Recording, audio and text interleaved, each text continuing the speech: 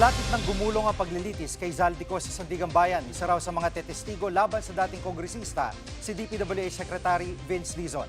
Live mula sa TV5 Media Center, nangungun sa balita si Gerard de la Peña. Gerard, kailan daw magsisimula paglilitis kay Ko?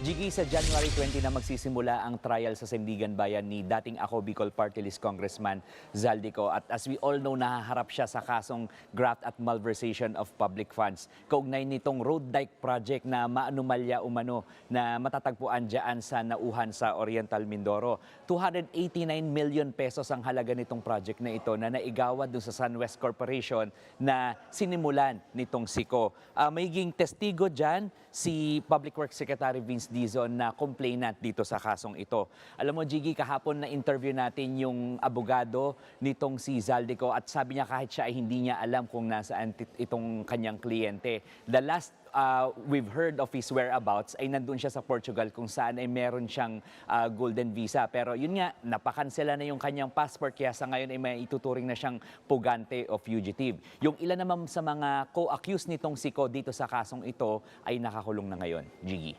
Gerard, may sinasabi bang bago si Secretary Dizon tungkol doon sa Cabral files na sinasabi naman ni Congressman Leviste na hawak niya? Jiggy, iginiit ni Secretary Dizon o nireiterate niya kanina na walang basbas niya yung pagkakakuha ni Batangas Congressman Leandro Leviste dito sa mga tinatawag natin ngayon na Cabral files. At kung matatandaan natin, parang challenge pa noon ni Leviste, itong si Secretary Dizon na i-verify yung nilalaman ng mga dokumentong hawak niya. At kung maalala rin natin, kailan lang naglabas din ng CCTV footages ang DPWH para ipakitang ito mismong si Leviste yung nagpunta sa DPWH para kunin dun sa namayapang si dating Undersecretary Catalina Cabral itong mga dokumentong ito. Pakinggan natin ang pahayag ni Secretary Dizon tungkol dito. Ang may basbas sa akin, yung allocations per district. Yun, in fact, open yun eh. Nandyan yan sa lahat ng NEP, lahat ng GA, nandun yan. Di ba? In fact, binigay natin yan, tinransmit din yan officially. Pero yung pagkuha ng files na nakita nyo namang ginabas na ng mga dating staff ni Undersecretary Cabral at yung pagkuha ng files sa isang computer, walang basbas sa akin. Jiggy, pinagpapaubaya na raw ni Secretary Dizon sa Ombudsman yung kung ilalabas man o hindi itong mga files na ito. Base raw sa pag-uusap nila ni Ombudsman Boying Remulla, kailangan sumailalim itong mga files na ito sa forensic audit para malaman kung tampered ito o merong nabago dito sa mga files na ito. Sa ngayon ay nasa custody na ng Ombudsman ang lahat ng tinatawag nating Cabral files. Jiggy.